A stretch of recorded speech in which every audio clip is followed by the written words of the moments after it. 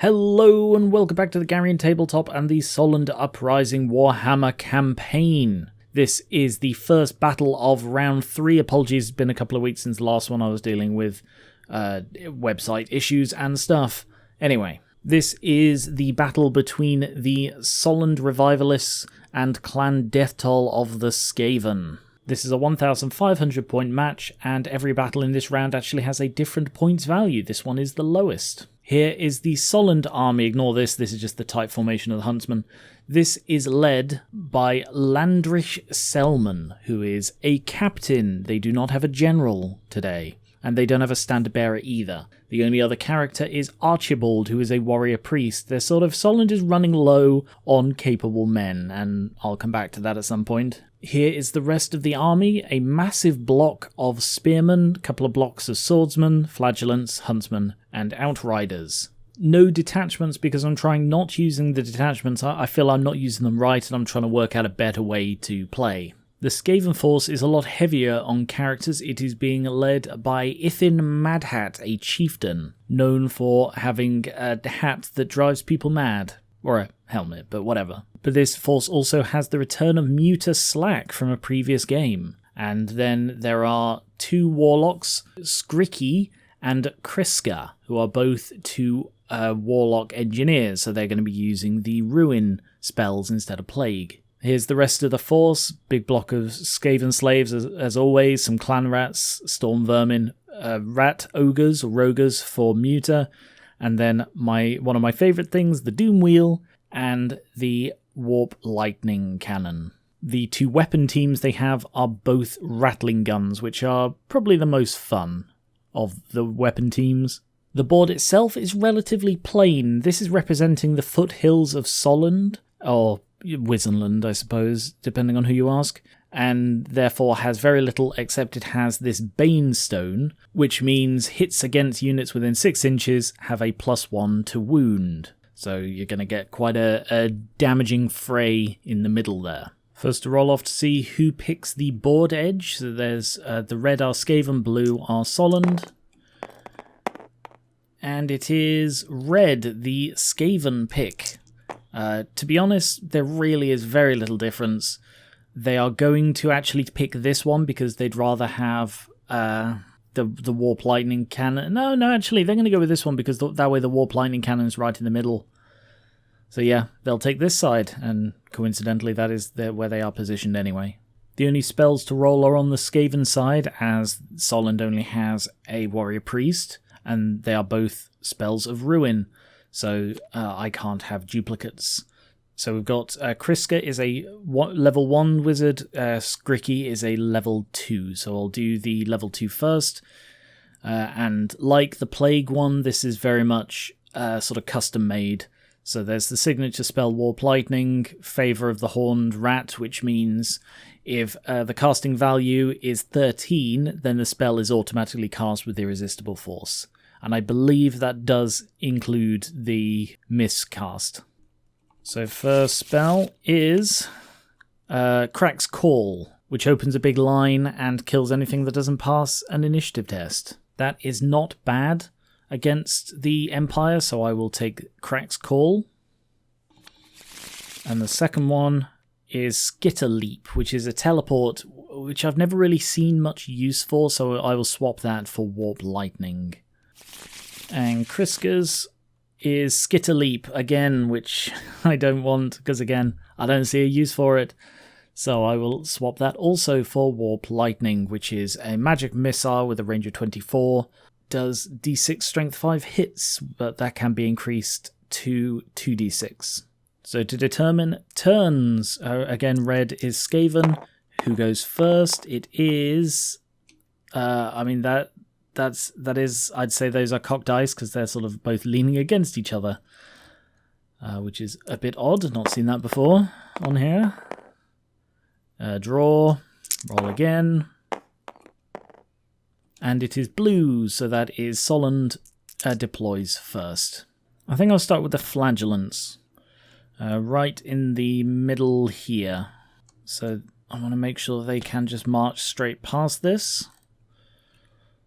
I've realised that the Bane Stone, because it's hits against units within 6 inches, so they will kill themselves a lot quicker, which also means they'll be a lot more dangerous.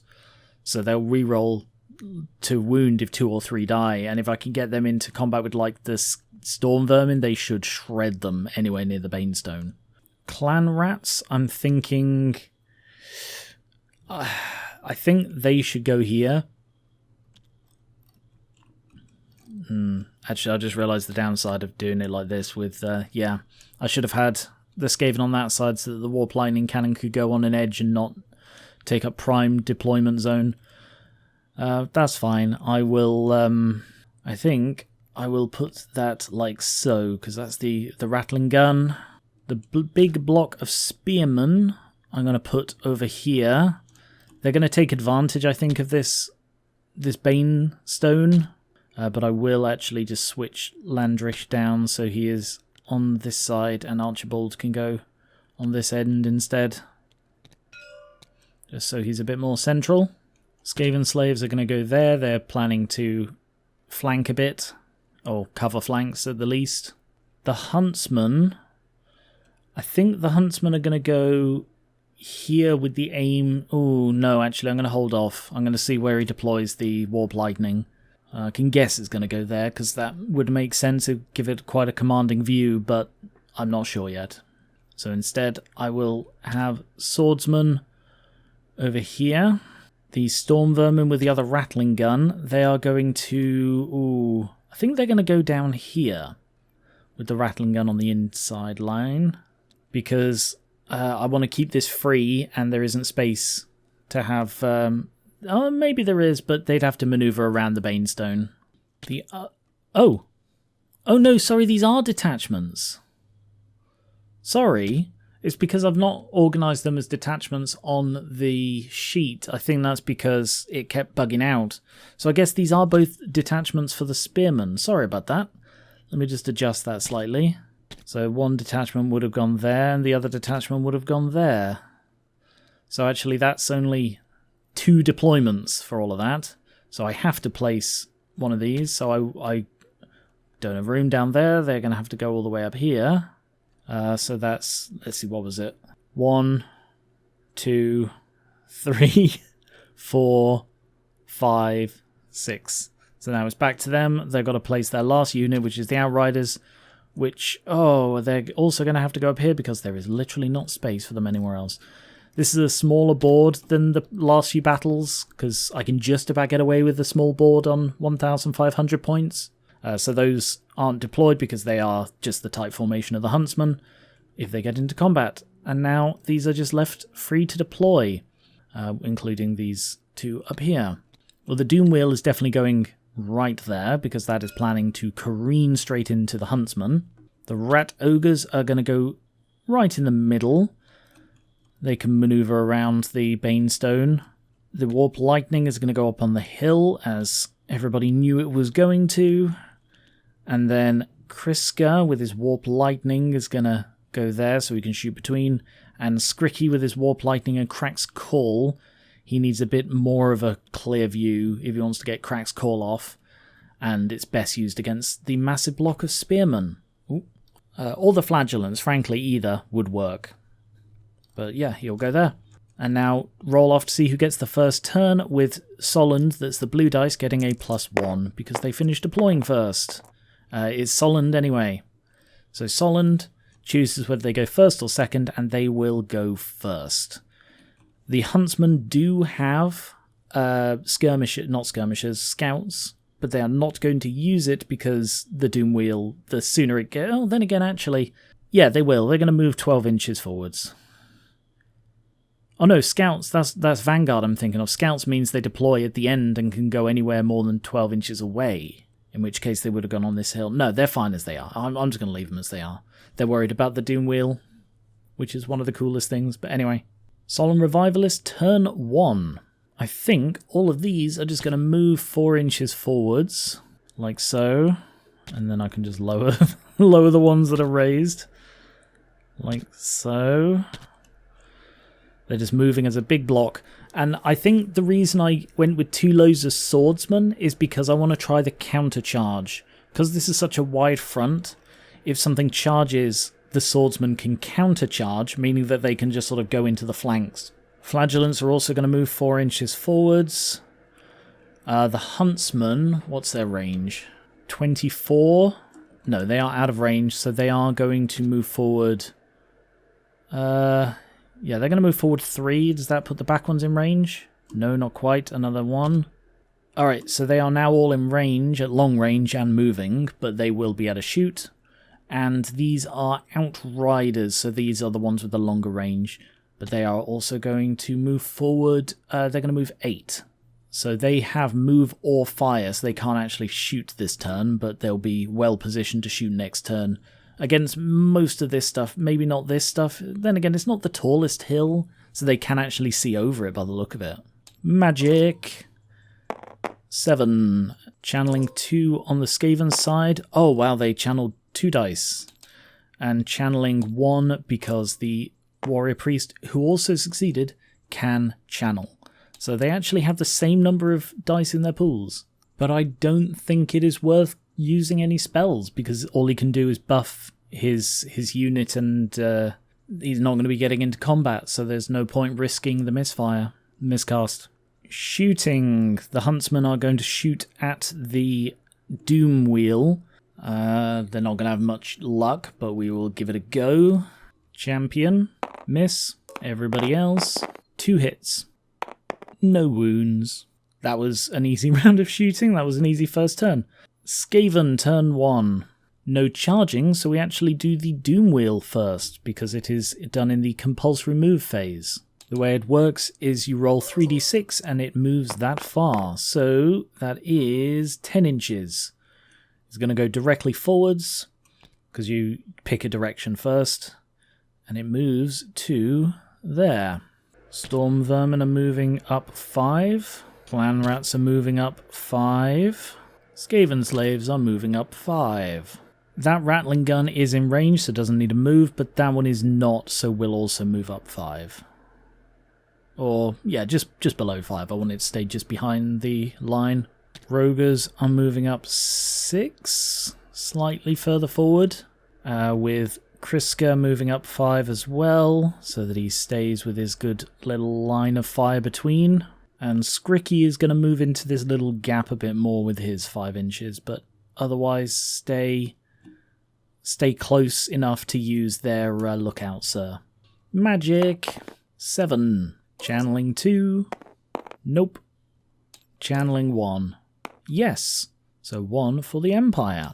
They're a bit far for Crack's Call. It's only a 4d6 inch range, and it's very unlikely it'll reach them, and it'll be a hard spell to pull off. What about Warp Lightning? Range of 24? Yeah, they're within that.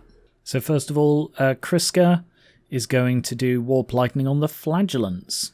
I think he's going to go for an upcast, so he's going to go for 12. Just reach it. Nope, 1 short. He needed 12 and he got 11, because he rolled 10 plus his level of 1. So he fails it, but that's okay, because Skricky is going to do the same, but on 4 dice, and he's a level 2. And he passes. Total of 19.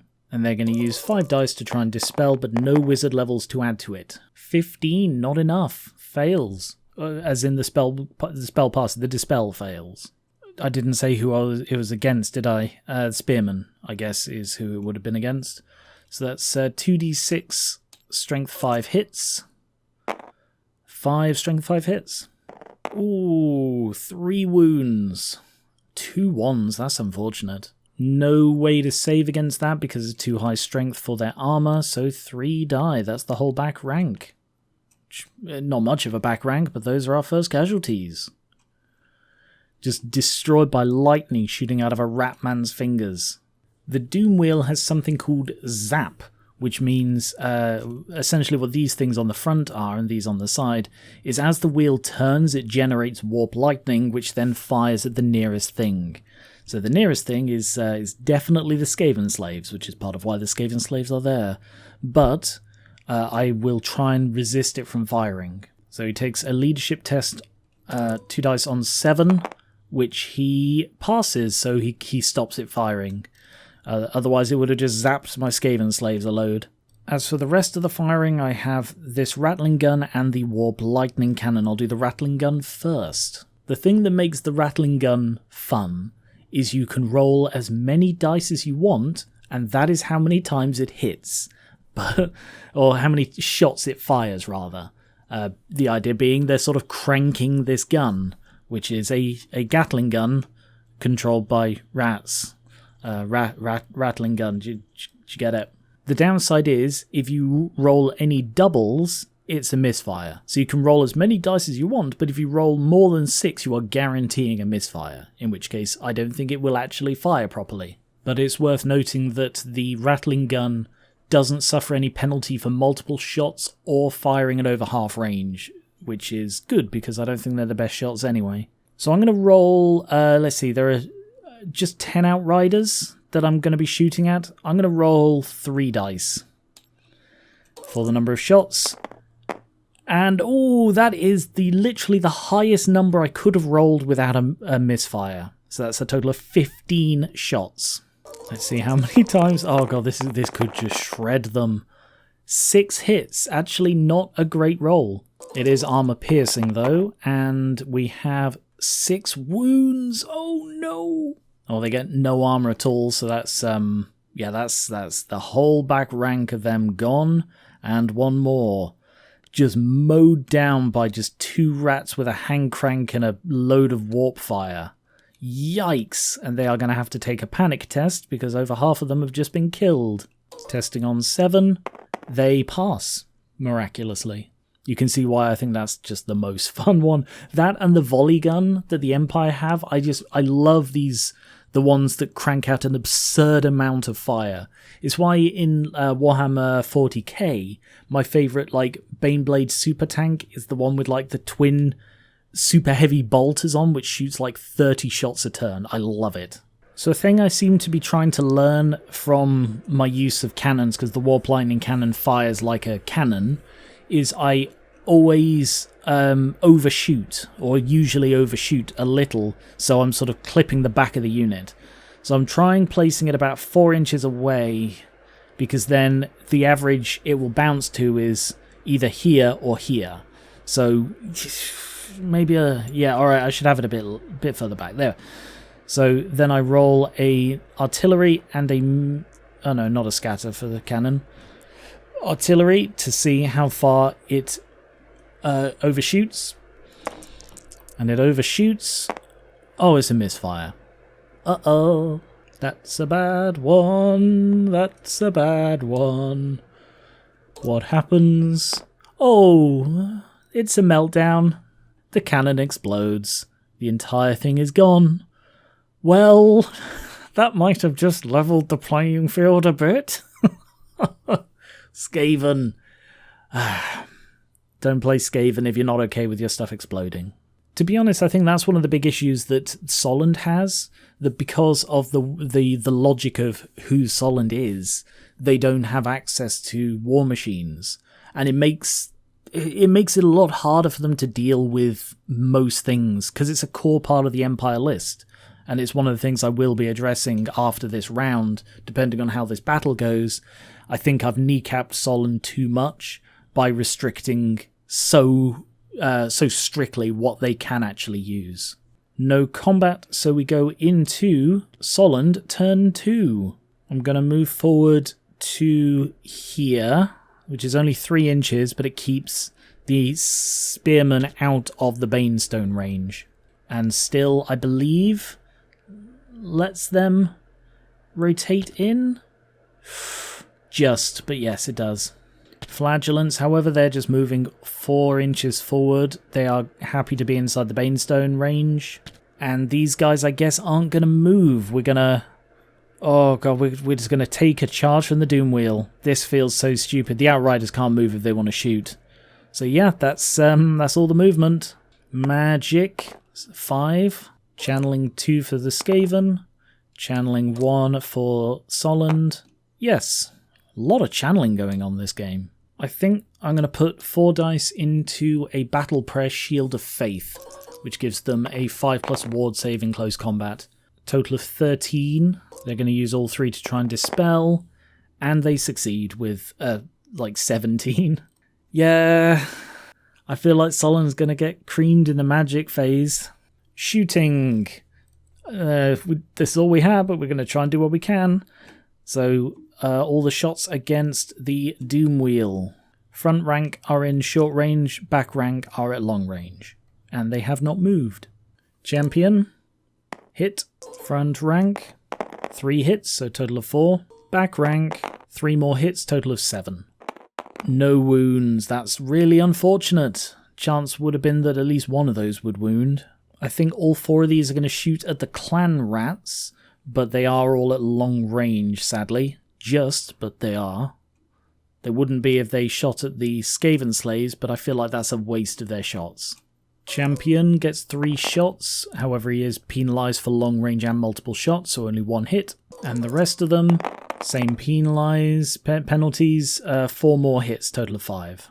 They have a very good chance of killing though.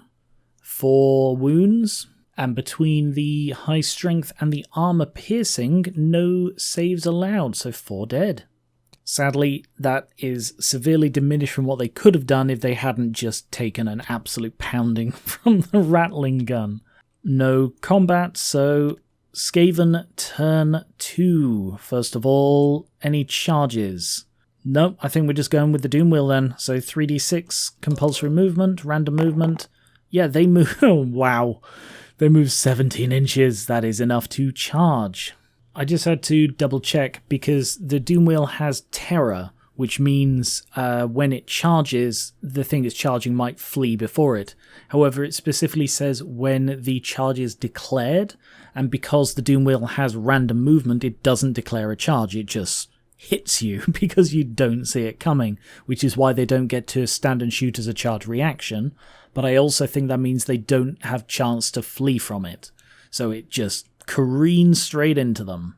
And we get to swap out the unit. So it hits those 2, and those ones are also in. It will deal impact hits, which we shall come back to soon. The Storm Vermin are going to move up onto this hill. The Skaven slaves are going to move up onto this hill. And the clan rats are going to move forward as well. They're going into the Bane stone, but they don't really care. They're only moving 4 inches. Both of these can move 5, so they're going to move the 5. The plan here is that the Doom Wheel is going to destroy this unit and then sort of rotate and just start smashing sideways or going around behind them to warp lightning them, because it'll get like 3 free shots per turn. And when they're the nearest ones, it doesn't matter what they hit. The Roguers are going to move up 3... and then rotate... oh, I forgot they had Frenzy. Were they in range? They were in range. So I need to... yeah. So the closest unit is actually that one, just corner to corner. So 12. I didn't realise that. I forgot they had Frenzy. So I need to roll a 6. Which they don't get, so... yeah, they're just going to move forward 2 inches instead. They're going to rotate and then move forward 2 inches. Kriska is going to move up to there, but he's staying outside of the Doom. The Bane stone range. Skricky is also going to move up to there. Is he still within 3 inches? He is. Not that it matters, the only range things are down there and very, very occupied, so they're probably safe from any sniping. Magic. It is time for magic. They rolled a 10. Oof. Double channel. No. Single channel. No. And it means that the... oh no, they didn't get the spell off, did they? No effect anyway. Crack's Call is probably a much better bet now. So I think he is going to go for a Crack's Call right out the gate. Or should they try and whittle it down? No, they're going to try and whittle it down first. So let's go with Warp Lightning on the Flagellants. He does have a clear line through there. I'm just going to go with a basic one, so I need a 6. And it failed that anyway. Come on, Kriska. Skricky, Crack's Call needs a 14, so I'm going to put 4 dice into that. He's level 2. Ooh, 21. That is going to be hard to dispel. He's going to use all 5 dice to try and dispel that. Which he succeeds with a 25. But that does leave 4 dice free for a Warp Lightning upcast for a 12. Which he just succeeds. Because he rolls 11, level 2, so increase it to 13. And that is, again, I didn't declare who it was against. It was against the Spearman again. That is another 2d6 strength 5 hits. 7. Sorry, strength 5. So that is 7 wounds. Oh, damn. That is doing a lot of work. Also, I keep forgetting the lore attribute. I need to remember if the casting result is 13. I don't know if that includes the level. I think it does include the level, because the way it's phrased in the rules is that the total casting result is what you roll plus the level. So if the Favour of the Horn Rat, the total casting result is 13, which it is here in this one, which means that is irresistible, so he couldn't dispel it even if he wanted to, but I believe that does also cause a misfire on Skricky. 7 spearmen are dead. But now let's find out what happens to Skricky. He gets a 9 magical feedback. The wizard and every model on the same side that can generate power or dispel dice suffer a strength 6 hit. So both Skricky and Kriska take hits. Skricky, he's wounded, no save. And Kriska, he is also wounded. Yikes. Yeah, that's what happens when you play with the Horned Rat. Sometimes he bites the hand that magics him. Shooting phase, and although the Doom Wheel is now in combat, Zap still goes off, which means 3 bolts of Warp Lightning hit the nearest unit, which is, of course, the Huntsman. He's not going to try and stop them, but he does roll an artillery dice, and this determines the strength of the bolts. Oh, it's a misfire. No shots are fired, and I roll on the misfire chart. And the result is out of control. If it's unengaged, it moves. If it's already engaged, ignore this result. So that is the best possible result from a misfire, but the misfire itself meant... Oh well, he's still going to do a load of damage in the combat phase. Rattling Gun is going to shoot at the Flagellants. Yeah, the Outriders are severely diminished now. So yeah, we're going to shoot at the Flagellants. I'm going to roll 3 dice again, because that worked well last time. And again, the highest possible result. Oh, wow. 15 hits against the Flagellants. That Rattling Gun is incredible. 11 hits. Yikes. Oh, no, sorry. That was 11. I was rolling to wound there. Whoops. Sorry, that should have been on 4+, not 3+. So still 9 hits, though. And now I roll on a 3+. Jump the gun a bit. 8 wounds! Oh, they get no saves whatsoever. So that's 8 Flagellants. I mean, they're unbreakable, so they're not going to flee. But that is a really good shot. Very impressive shooting. The Rattling Gun is impressing me. This Rattling Gun is going to shoot at the Spearman, and also going to go with 3 dice. Because what could go wrong doing this a third time? Oh, immediately a double. Oh, sorry, I've been doing this wrong. It's not you choose how many to roll and then roll them. It's that you roll... I thought it was this, but then it was phrased differently on my sheet. You roll a dice, and then after you see the results, you choose if you want to roll again, and then you continue that until you roll a double or you choose not to shoot. So I'll do that way from now on. I don't think it would have affected what I'd rolled up to now. Misfire. 6. All shots are fired at the intended target, but at strength 2. Okay, 7 shots at strength 2. That's actually really, really not bad. Rolling to hit, 2 hits. Low chance to wound, no wounds.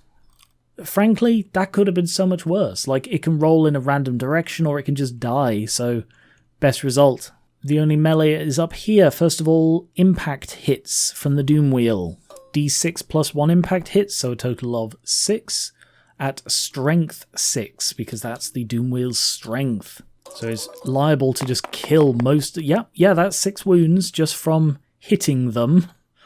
Oh, that is nasty. Like, the Doom Wheel is one of my favourite things in the Skaven, well, in the Warhammer game for many reasons, and yeah, this is not one of the reasons usually, because I've never had this happen before. Usually the Doom Wheel just sort of careens around destroying my own things and then goes off the board or gets blown up or whatever. But this is going very well. And next, they have to make a leadership test, because it is fear, which means it also causes... Sorry, it's terror, which means it also causes fear. So they have to test on a 7 to see if their weapon skill is reduced, which it is not. Just when it's in combat, the Doom Wheel does 2d6 attacks from the crew, which is, by the way, the driver, the guy pumping it at the back, and I don't know if you can see dozens of rats. Because the Doom Wheel is a giant hamster wheel. I love the Skaven. It's a giant hamster wheel. Here's a higher res picture, because, you know, this is scanned in and stuff. But it's powered by lots of rats running around a giant treadmill. I love it so much. So yes, they all swarm out and hit things. So 2d6 hits, 7. Rolling to hit, 4 hits. 1 wound, low chance of wounding, but no saves, so that is another 1 dead, leaving them with only 3 people left to fight back. 3 hits, but they strike against the toughness of the Doom Wheel and therefore get 0 wounds. So at the end of the fight, they lose by 8. So they are testing on a double 1 and are almost certainly, yep, they are fleeing, so they are going to flee 8 inches, and the Doom Wheel is going to... Actually, can the Doom Wheel pursue? I assume it can. Can't find anything saying it can't, so it needs to roll an 8, which it actually failed to do. Doesn't have Swift Stride, so yeah, they actually managed to escape it. They flee 8 inches, and it only pursues them 6. So they go to there, and it pursues them to there, and they are now fleeing. Nope, they are beyond the 6 inches, so they don't need to test. Pretty solid turn, going into Solland turn 3, and this is where the combat is really going to start. I think they're going to charge. They were hoping to get charged so that they could counter, and as it is, they're probably going to essentially be counter-charged by the Roguers, but they need to roll a 4 to charge up the hill, which they easily get. So the spearmen go charging up to there. The swordsmen are also going to charge the same unit, and they also need a 4, which they get. So they just sort of slot in there.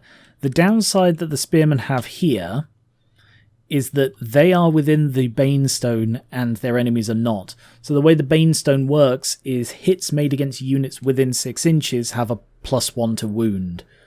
And that means the Storm Vermin are just going to get a +1 against the Spearmen because of the magic of the Bane Stone. Oh, the Flagellants have Frenzy as well. Sorry, I'm out of practice on checking this stuff. They are also going to charge, but they only need a 3, which they get. So they probably should have tried to charge last turn, and I didn't notice that. And now the swordsmen are in a bit of a tough situation. They were planning to counter-charge, and now can't fit. So I guess they're gonna move forward and rotate a little, so that they're ready in case the spearmen pull back. I'm just gonna move them so that they're not hit by any fleeing spearmen. And I need to see if these guys rally. So on a 7, because they're just over 25%, they fail. They rolled a 9, and they needed a 7. So they flee a further 5 inches. And they are just still on the board, but they are still on the board. Magic. 11. I really feel I should have brought something more than just one warrior priest. He's not particularly capable of using these this magic that we've got, which leaves him quite open to either miscasting or getting dispelled. Channeling Skaven. 2 again. Channeling warrior. No. Wow. Oh, I don't want to use 6 dice on a battle prayer, but if I don't, it will be dispelled. Fine. 6 dice to try and cast Shield of Faith. Okay. Yeah, Irresistible Force and a miscast. So they have a 5+ ward save until the next magic phase. But the priest is going to have to roll on the misfire. And this could go really, really badly. Here we go. 6. Calamitous Detonation. Small round template and every model, including the wizard, takes a strength 10 hit. Okie dokie. At least it wasn't the large one. But still, that's pretty bad. I mean, the plus side is that they do now have a 5+ ward save. So it's going to be Archibald and then 7 Spearmen, 5 Swordsmen, and 7 Storm Vermin. Archibald. Wounded. Not saved. 7 Spearmen, all wounded. 4 saved. So only 3 dead. Looking at it from all the way up here, it's only 2, actually. 2 swordsmen. But looking at it from here, where there's a bit more of like an angle on it, it's 5. I think as long as I always look at it from a consistent height, that's fair. And I usually look at it from about this height, so there is a gap around the central pole. So that would be 5. 4 wounds, 1 save, 3 dead. And the champion of the Storm Vermin would be hit, so he gets a Look Out Sir roll. And saves. So he isn't hit, but 1 normal one is instead. All 7 Storm Vermin hit, and none of them get a save, I don't think, because they don't have the Shield of Faith, so that's just 7 Storm Vermin dead. Frankly, that is probably a net positive. Like 6 ordinary plebs versus 7 Storm Vermin. Like Archibald took a wound, but they do also now have a Shield of Faith that can't be dispelled, which it was very, very possible that they could have tried to. So yeah, actually that I'm okay with that result, to be perfectly honest. Shooting just the Outriders, they're going to have to shoot the Skaven slaves, as that's basically their only choice, but they are within half range. Champion still gets a -1 for multiple shots, 2 hits. The other 3, 4 more hits, total of 6. Any of these that hits is a kill, so 3 wounds against the Skaven slaves. Combat. I will do this one last, so we'll do Flagellants versus Clan Rats. So the Flagellants, they are going to hit themselves, and they do D6 strength 3 hits against themselves, which will gain a +1 to wound. So one strength 3 hit with a +1 to wound because they are within 6 inches of the Bane Stone. That's a wound, so they lose 1, and that triggers their ability, meaning they will re-roll hits this turn. The champion will challenge, which the Clan Rat will, I guess, accept. There's no reason for them not to. It's going to be a fairly even battle, but the Skaven are faster, so the Claw Leader gets 2 hits against the Flagellant, Prophet of Doom, and kills him straight away because he has no armor, so he doesn't actually get to fight back. Then 9 more Clan Rats against the Flagellants. Although they look like it, they don't actually have spears. 4 hits. 3 wounds, 3 kills. And this is where the Flagellants are going to do a load of... Oh, hang on. +1 to wound. I forgot about the +1 to wound. So that would have actually been 4 wounds, because it wounds on a 3 instead of a 4 because of the Bane Stone. But yes, this is where the Flagellants are going to do a load of damage, because they get to reroll to hit, they have a +1 to wound, and they're also wielding flails, which give them +2 strength in the first round of combat. They also have Frenzy, which means the ones on the front row get an extra attack, so a total of 15 attacks. 6 hits, rerolled for another 4, so 10. So they're wounding on a 2. They don't actually benefit from the Bane stone because they're already rolling. Yeah, that's 10 wounds. Oof. No saves because... oh no. I believe they will still get their parry. Because although it goes through their armor, it apparently doesn't break their shield. So they get a 6+ parry, which saves 2 of them. Only 8 die. Clanrats have a banner. They both have 3 ranks, which means the Flagellants win by 3, and neither side outnumbers, so they do take the penalty. Skaven have strength in numbers, which means their leadership is normally 5 plus their rank bonus, so a total of 8, minus the 3, back to 5. Oh, they are actually within range just... Oh no. Which general is it? Yeah, they're not within range of the generals, they are on 5. So good luck passing. They fail by 1. Oh no, that's bad for them. So they flee +1 for scurry away. They flee a total of 5 and are pursued. 8. They are run down. The Clanrats are gone. So before I remove them, they're going to have to test. They're going to have to test. They're going to have to test. Oh, that's pretty bad for the Skaven. They move 4 inches to where they caught them. Skaven slaves are testing on a 5 as well because they have 2 plus 3 ranks. It's debatable whether the 3 rank limit is intended for this to work because they didn't get an 8th edition codex, army book. 7, so they fail as well. Oh no. Oh no, they flee plus the 1. 5 inches away from the nearest enemy. So they are going to flee this way.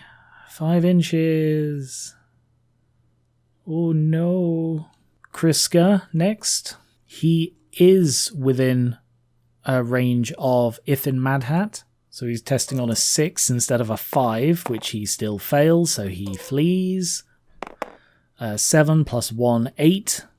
So he's going to flee 8 inches this way. And the Rogers. The Rogers don't actually have strength in numbers, but they're testing on a 6 as well, which they also fail. Oh no! And they flee. They do have scurry away, so they flee 7 from the nearest enemy, which is, I'm fairly sure, yep, it's gonna be them, isn't it? So they flee 7 inches this way, which means that they trigger panic in... Yeah, I'd say both them and both the Warlock and the Rat Gun. And they clear this because they can't stop inside, so they flee to there. Oh, that is shocking. So Skricky and the Rattling Gun are both gonna have to test. Skricky on a 6. 5, he actually holds. Miraculously. He's the only one so far who's passed his bloody panic. And the Rattling Gun, I believe, is within 3, so can use that. Yes. So they're testing on 9, because it's using the 6 from the general, plus 3 for the rank, so testing on a 9, which they hold as well. Whew. So the Flagellants smashed into the unit and just broke most of the battle line, which just went fleeing in either direction away from them. That is stunning. Like, this is the second most devastating flee cascade I've seen. Anyway, this big fight. So this is going to be a lot. So we've got the Spearman and the Swordsman versus the Storm Vermin. First of all, Landrish is going to challenge Ithin Madhat, who is going to accept. Ithin's titular Mad Hat is the Helm of Discord. You thought I was making it up, didn't you? It's the Helm of Discord. At the start of each close combat phase, choose an enemy character in base contact with the bearer or his unit.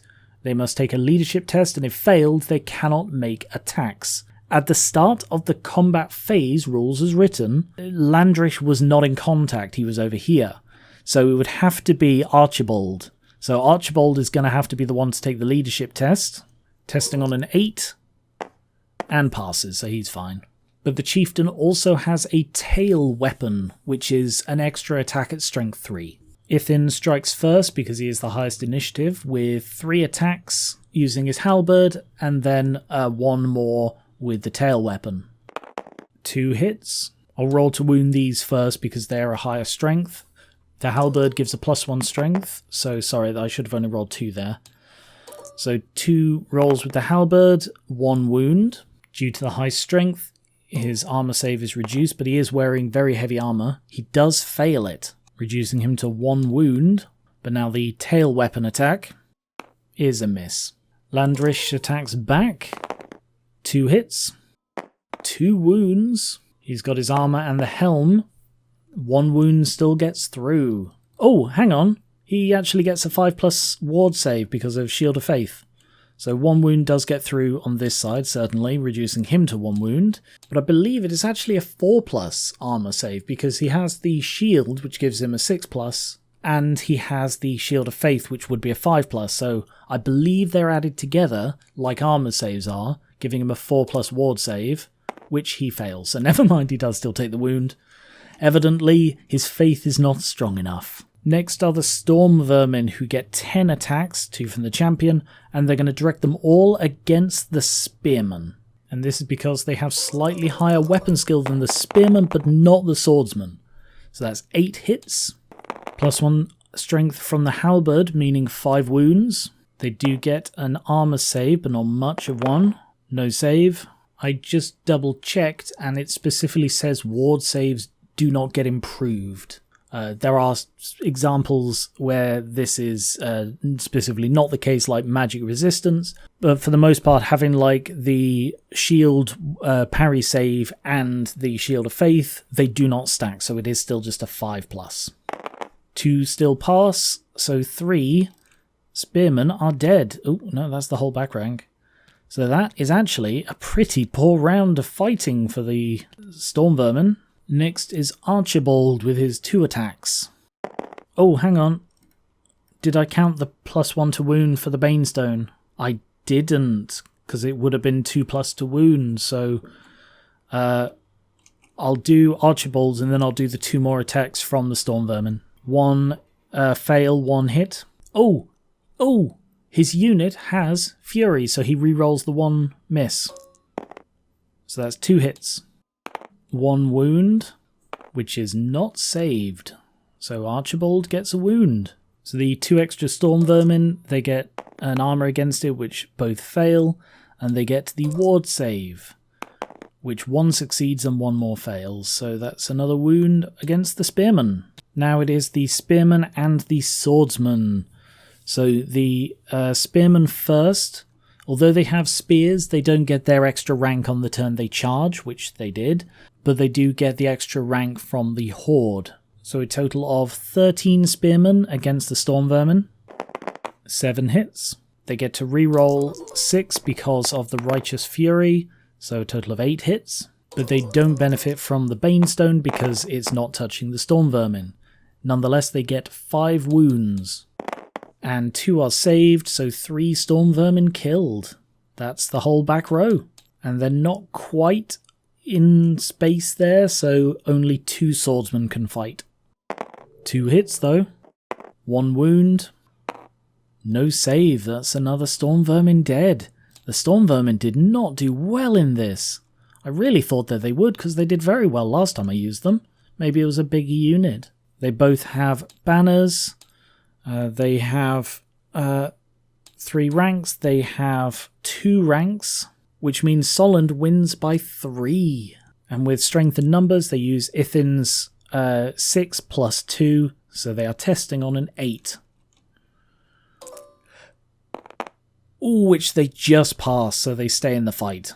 Skaven turn 3, and most of their battle line is fleeing, which is really bad. So, any charges? I don't think so. I don't think anyone can charge. So, compulsory, first of all, we'll do the Doom Wheel, I think is going to rotate this way. I want him to charge the Outriders if he can, because he should shred them. So, he moves 3d6. which is a total of 8 inches. Is that enough to get him into contact? It is. So he just goes charging into the back, and I should set that to snap. Which side is it? It is. That is mostly the flank. So he charges into the flank. And now prepare to see the entire Skaven battle line flee off the board. The Skaven slaves, despite such a massive unit, do not get a rank bonus when they are fleeing. So they have a leadership of 2. So they need a double 1 to not flee off the board. They don't get that. So they flee 10 plus 1, 11 inches. That is definitely off the board. An entire unit of Skaven slaves flees off the board and will get harshly punished later. Kriska is within range of Ithin, meaning he is testing on a 6. And fails, and proceeds to flee 8 inches over the hill and far away. Who knows if he will return one day. And the Rat Ogres also within range. They are testing on a 6, which they also fail.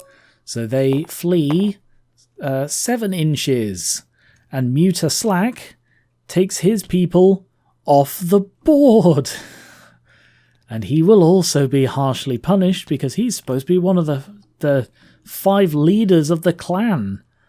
And yet, the board has been left with pretty much just a doom wheel, 2 rattling guns, and the unit of storm vermin. That is really, really bad. Oh no. Oh no. Well, Skricky is going to turn because he is going to try and take out the flagellants as much as bloody rattly possible. The rattling gun is also going to do that, so he can pivot. And this rattling gun is also going to do that, so they can pivot and still fire, move or fire. They are allowed to do both. So, magic. Let's see what Skricky can do. 4, not much. Channeling 1 because the other one is fleeing. No. Channeling 1 on Solland's side. No. Can he get a Crack's Call off? Is it even worth trying? How far are they? It is within the average, but not by much. I think you should go for the Warp Lightning and benefit from the Bane Stone. So he's going to go with 4 dice to upcast Warp Lightning. Needs a 12 or 10. Yeah, with his... Oh, it's irresistible. Oh, no. Does 2d6 hits. 6 hits. Very high chance to wound. Yet 2 fail. That's 4 dead anyway, so that's the back row. In second thoughts, the high strength of the hit meant that the Banestone didn't really add much, so he probably could have killed more if he'd done Crack's Call. But let's find out how badly he explodes. He explodes not too badly. Magical feedback, so they take strength 6 hits. So he may actually just kill him and Kriska right now, because they're both on the verge of death because of the last time he did this. Skricky is dead. Kriska is dead. Oh, God. Oh, the Skaven. What happened to you, Skaven? You were doing so well. You just smashed through with the Doom Wheel, but then the entire rest of the army just exploded and ran away. Rattlings, let's see how much we can do against these flagellants, shall we? So I'll do the 1 dice at a time thing. We have 2. Reroll. 8. 1 more roll. 9. I'm gonna stick with that. 9 dice. 9 hits. 9 shots. I assume they're both within range. That one is, yeah. So I'm shooting with this one first. I generally go sort of left to right. Or I suppose I don't. I sometimes go right to left. Point is, it's this one first. 7 hits. That's pretty good. And because they are still within range of the Bane Stone, it's a 2+ to wound. That is 6 dead. The flagellants are getting shredded. However, because they're unbreakable, doesn't really matter. And now this rattling gun, rolling 6. 1 more. 5. Yeah, I'm going to stop there. 11 shots. Yeah, I much prefer this way of doing it where I roll one at a time. Really feels a lot more stressful as well. 8 hits. Still really high wound chance. 8 wounds. Wow. There. Removed enough so that they're actually no longer within the Bane stone. But it only leaves 3 flagellants, so they are liable to actually kill themselves next time they get into combat. Oh, I forgot to do zap. I'll do zap now. So please don't misfire. Please don't misfire. Please don't misfire. 8. Strength 8. So this is 3 shots, or rather it does them one at a time. But there are at least 3 things in the unit, so it is... they're all going to go against this unit. 3 against the Outriders. No armor whatsoever, so that is just 3 Outriders dead. Leaving just the champion to fight. Normally shooting isn't a big phase for the Skaven, but that is where they're doing their best in this battle. But we go into combat, and the challenge between Ithin and Landrich continues. And first of all, Landrich needs to make a leadership test to resist the Helm of Discord. He's testing on an 8, which he fails. So he cannot make attacks and is hit automatically. Wow. So that means Ithin gets 3 hits and his tail weapon hit, all just rolling to wound. And because of it's a challenge, he can overkill. And because he's still within range of the Bane Stone, wounding on a 2. So that is 2 wounds. And the tail weapon, nope, just 2 wounds, but he does still get his ward save. Oh, no, he still gets his armor as well. It's just hit automatically. Armor, nope. Saved both. He actually survives when he's unable to move because of the Helm of Discord disorienting him. He is protected by his Shield of Faith. Archibald saved his life, but he can't strike back. Oh yeah, it's also worth noting that the Battle Prayer, because it was cast on the regimental unit, it affects any detachments of that unit within 3 inches, so this detachment is actually benefiting from the spell. 10 Storm Vermin attacks against the Spearman again. 8 hits. Banestone again influences wound chance, so they get 6 wounds. Armor save. 1 saved. Shield of Faith. 2 more saved. Only 3 dead again. That Shield of Faith turns out to really just... That was the clutch move. Archibald, but he doesn't get Hatred anymore. That's only in the first round of combat. 1 hit. 1 wound. No saved. The Spearmen have 16 attacks because they do benefit from their back rank now. 5. 8 hits. 4 wounds. 3 saved. Wow. 1 dead. Swordsmen get 2. Miss both. Considering how deadly the first round of combat was, that was actually remarkably not. Banner on each side. They get 2 ranks. They get 2 ranks. And the Storm Vermin actually win. But because... no, they don't have more ranks. So, yeah, they test on a -1. However, because of Landrich being a captain, they have hold the line, which means they roll 3 dice for break tests, and they are testing on a 7, which they easily pass with the 1 and the 2. I almost missed this combat here. Doomwheel versus the Outrider. First of all, impact hits. It gets d6 plus 1, so he's probably just going to kill him from impact hits. 4 impact hits at strength 6. Yeah, he's dead from the impact hits alone. So, good effort, Outriders. You did nothing at all. Really? They killed a couple of Skaven slaves, and that's it. So I think he overruns. So he's going to move 2d6 inches forward, 7 inches. Just smashes straight through, literally kills the last standing guy with impact hits, and it's just careening on as this giant wheel of doom is... it's called Doom Wheel. That was not intended. Yes, this giant wheel of doom has them in its sights now.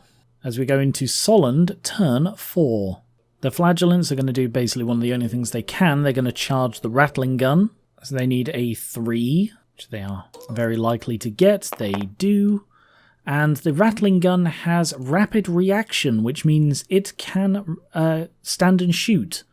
They are they're beyond their minimum move distance, so the rattling gun can shoot at them. So 1 dice, a 2, a second dice. Don't get a 2, don't get a 2, don't get a 2. Yeah, 7, that's more than enough. It's probably just going to shred them just by fire. 4 hits. If 3 of these wound, only 2. So actually, the champion... the champion was already dead. So yeah, just 1 flagellant still reaches him. Okay, sure. Yeah, I guess that 1 flagellant is going to do his best. He's completely out of his head insane best. The huntsmen, they are going to see if they continue to flee.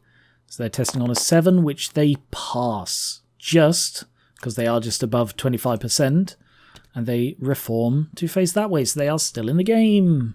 And these swordsmen are going to turn to face the oncoming doom wheel. Magic. 7. I'm going to go with the Shield of Faith again. That worked really well. So I guess I'm going to put in 5 just to guarantee it goes through. Total of 14. Going to try and dispel with 4. Might still get it. 13. It passes. So they maintain their Shield of Faith for another turn. The only ranged unit are the huntsmen, but they rallied, so they cannot shoot. Actually, they should switch back to the skirmishers now. Like so. Combat.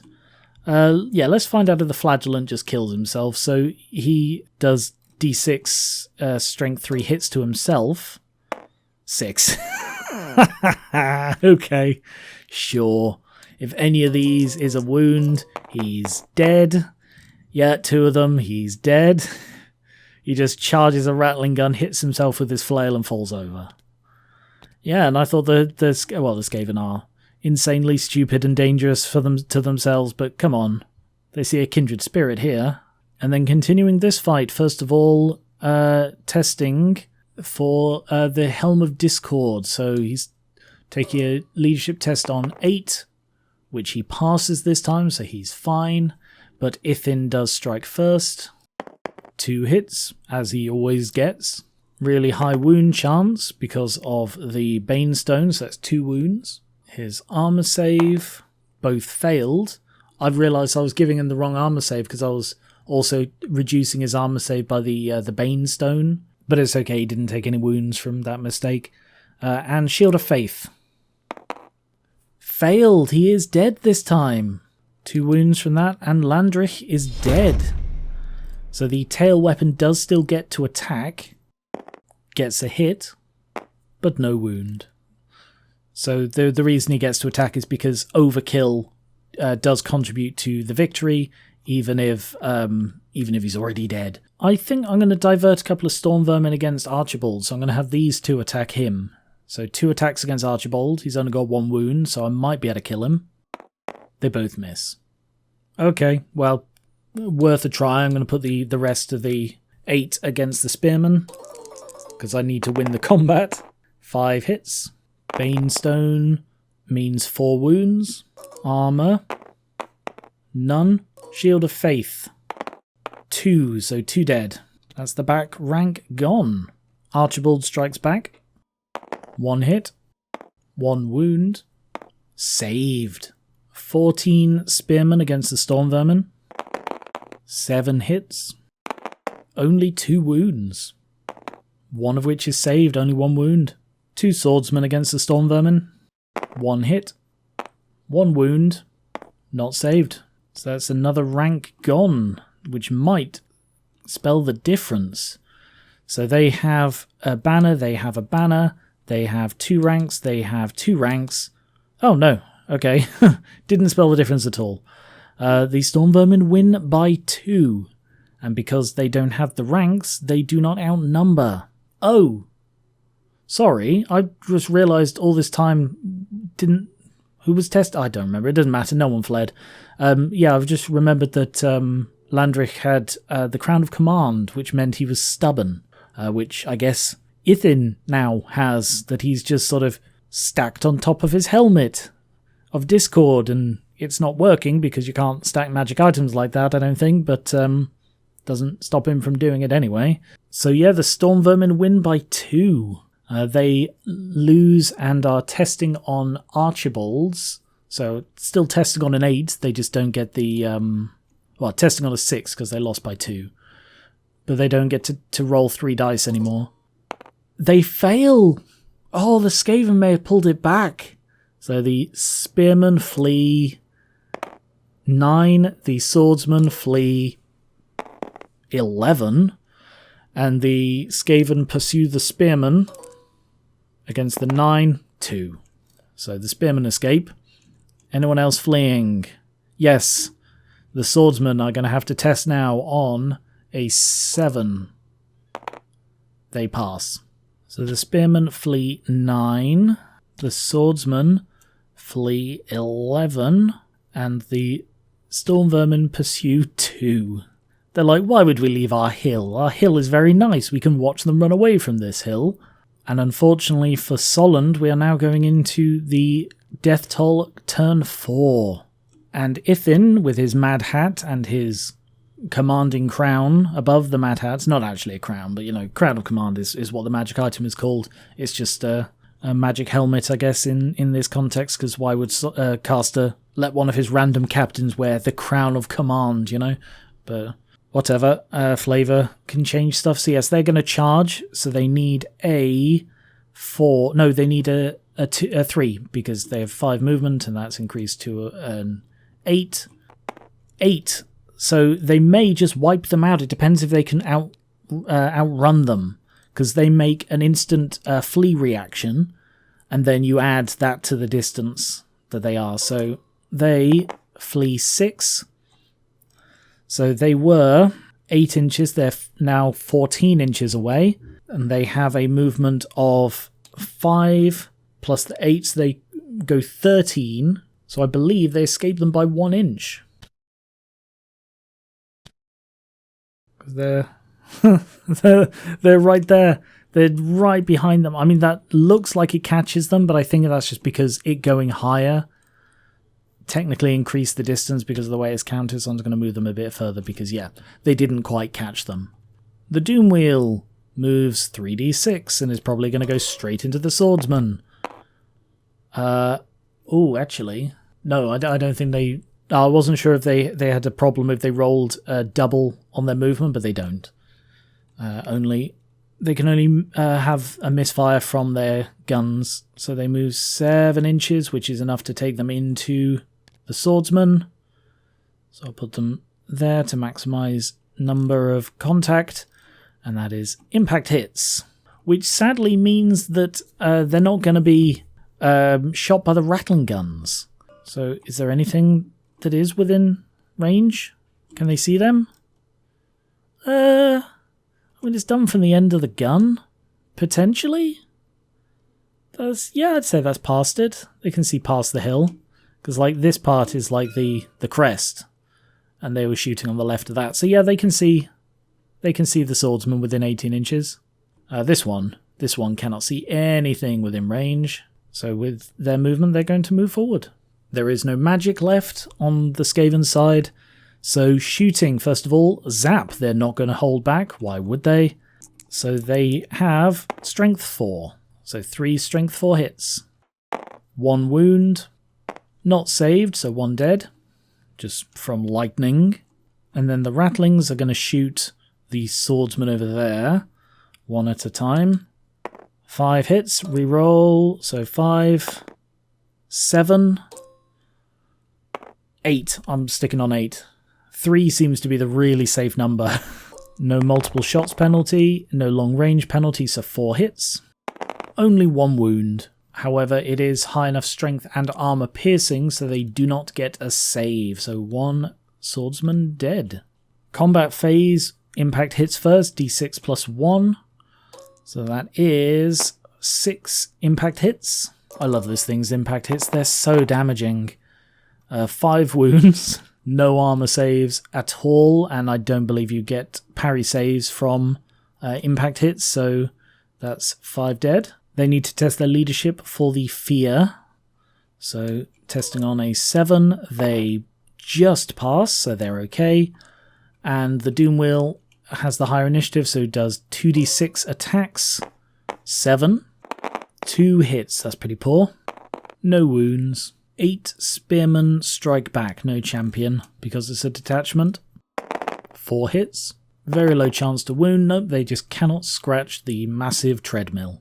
They have 1 for the ranks, but they lose by 5, which means they're testing on a double 1. This Doom Wheel is doing so much work. Yeah, they fail, so they flee 11 and are pursued 10. So they do escape. They flee down to here. This feels almost like a comedy sketch with the way that like they're all fleeing around each other like this. Solland, turn 5. First things first, let's see what rallies. So first of all, the spearmen rallying on an 8, which they should do. 7, yes. Just, but they do. Swordsman rallying on a 7, which they don't. Other swordsmen rallying on a 7, which they do. So these ones don't, but these ones do. Come on, rotate. So the ones who just got hit by the Doom Wheel, they're ready to go again. These ones are going to continue to flee. So they flee a total of 5 more inches this way. And then these guys, I believe, are far out of the range of everything else. So they are going to march a total of 8 inches this way. And they're still out of range of everything they can see. They do actually have a spellcaster, and he can cast after rallying. So, Magic 11, channeling the one... Yeah, the only one spellcaster channels. Not that it really matters, because he can only use 6 dice maximum. And he is going to use 6 dice to cast Shield of Faith. Get that shield going still. Shield of Faith. Irresistible. Oh! Okay, well, they are shielded for another turn. And what happens to poor Archibald, who is just doing his best to try and save his people? 5, calamitous detonation again. This time he's not in combat, but it is hitting the same 3 units, weirdly. 7 spearmen, 4 swordsmen, 2 storm vermin. Archibald. Wounded. Doesn't save it, he is dead. Oh, Archibald exploded. 7 spearmen, 6 wounded, 3 saved, 3 dead. 4 swordsmen, 2 wounded, 1 saved, only 1 dead. Impressive. Or lucky, more accurately. 2 storm vermin, 2 wounds, 1 saved, 1 dead. Yeah, that one didn't feel quite as worthy an exchange as the previous one. But there we go. All the characters are now dead on the Solland side. But his spell does last. You know, it doesn't die because he does. But actually there is no combat or shooting. So, I was about to say Storm Vermin. It's Clan Deathtoll turn 5. Storm Vermin are obviously charging. So they're going to charge in there. And I think the Doom Wheel is going to rotate. Like, it could charge these swordsmen, but they're the only thing that the rattlings, or at least this rattling, can shoot. So, with the way the random movement works is you choose the direction and then it goes that way.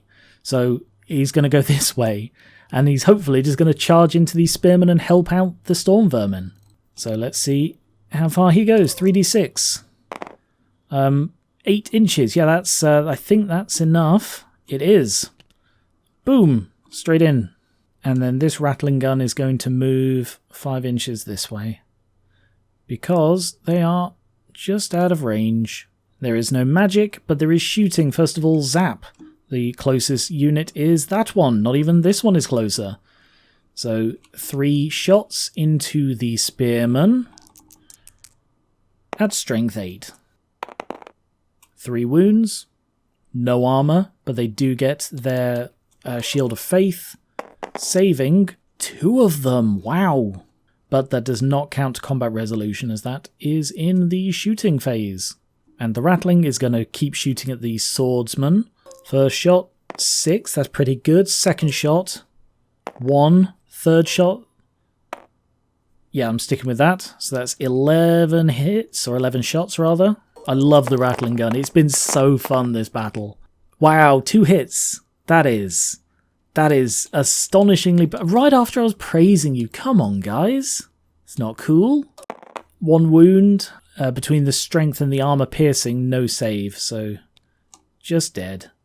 And the combat. First of all, Ithin is going to challenge the Spearman champion as the only person left that he can challenge. And he wants to challenge because he's feeling really good about himself. So the Spearman will accept. And first of all, I don't actually believe the Helm of Discord will work. Choose an enemy character. So he's not counted as a character. So he is actually unaffected by the Helm of Discord. Ithin's 3 attacks. Only 1 hits this time.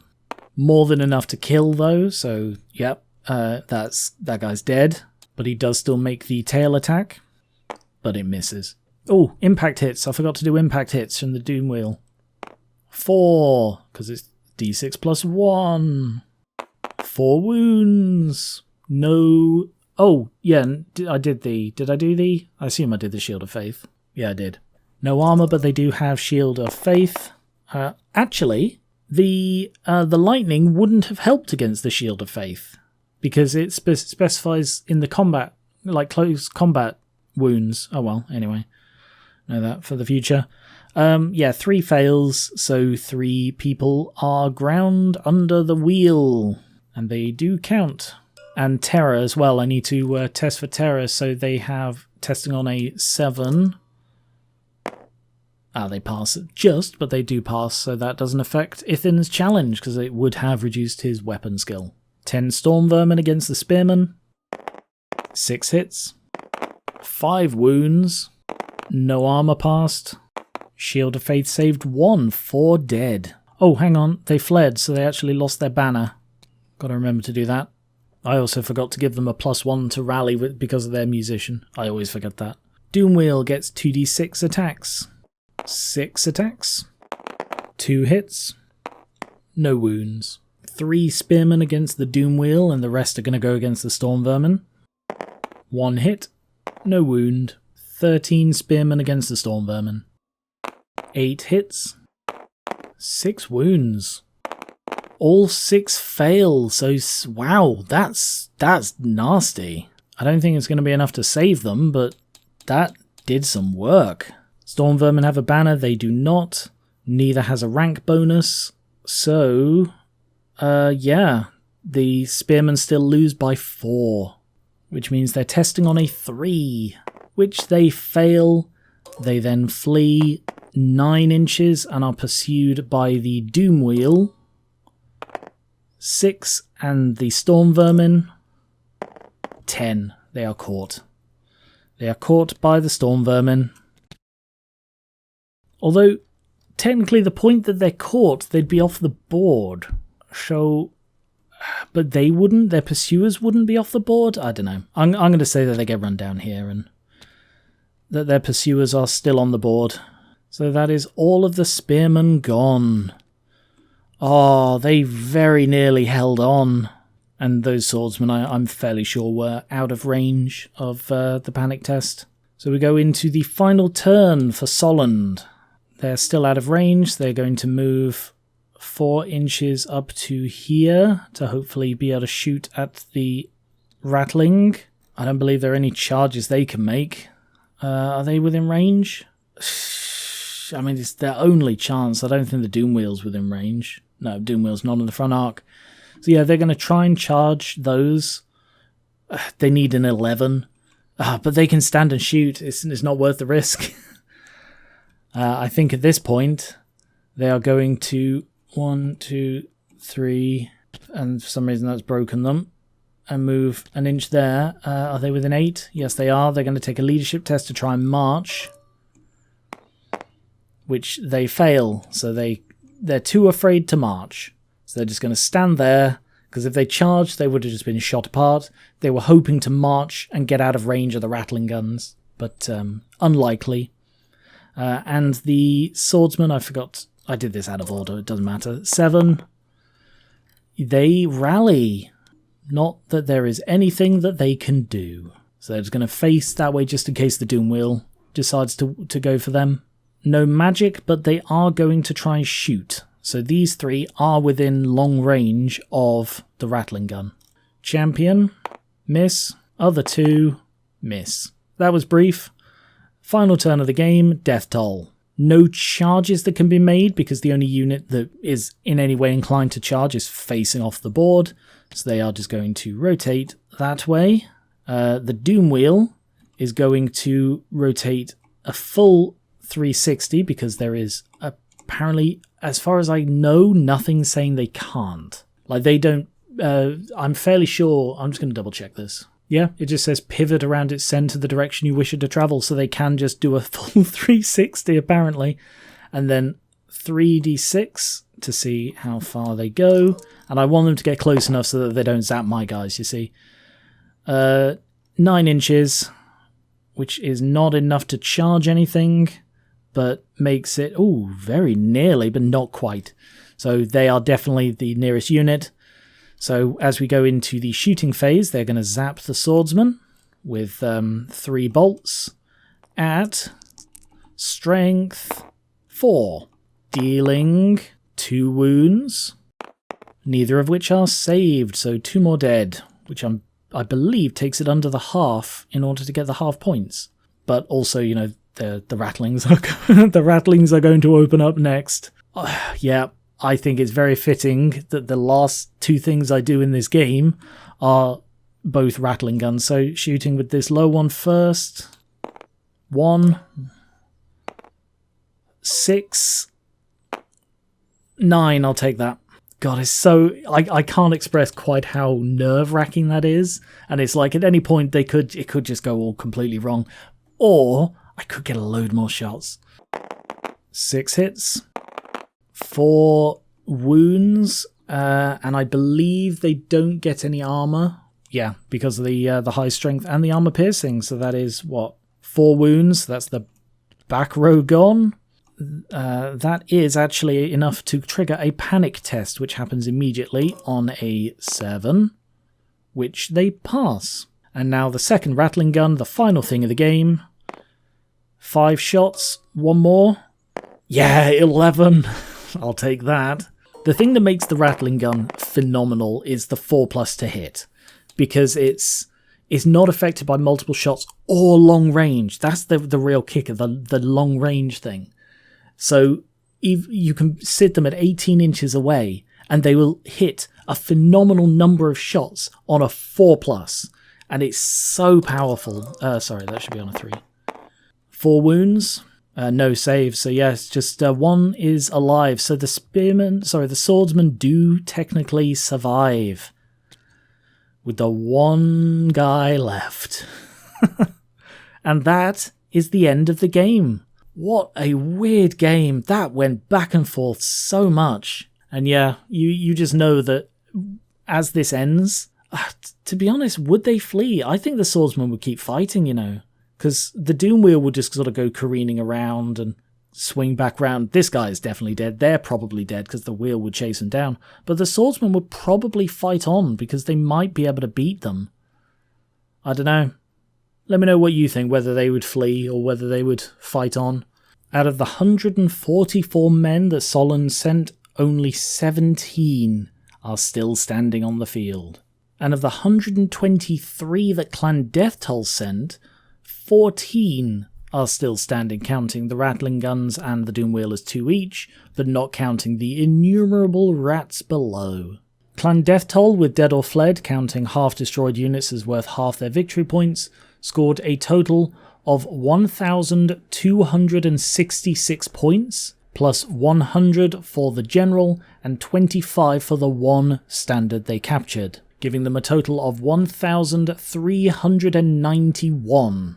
The Solland Revivalists, with dead or fled, scored 1,079.5 points, because some Skaven are worth 0.5 points, plus only 25 for the 1 standard they captured, giving them a total of 1,104.5. With a difference of 286.5 points at a 1,500 point game, that is a narrow victory for Clan Deathtoll. They needed 300 points for a solid victory, meaning that one surviving swordsman cost them their solid victory. This was still a loss for Solland, and I am going to be looking into ways that I can sort of buff them without sort of compromising the themes of the army and the campaign, because yeah, clearly the restrictions I put on their army list are too severe, so they are unable to properly defend themselves. Anyway, thank you very much for watching. Next time will be the Skull Smashers versus Wizenland for a slightly larger battle, continuing the third round of this Mighty Empires campaign. And later on we will see how it affects the campaign map. Check out the other battles and the third round campaign turn if you haven't seen that already, and subscribe for more board games, card games, miniatures like this, and TTRPGs, and I will catch you later.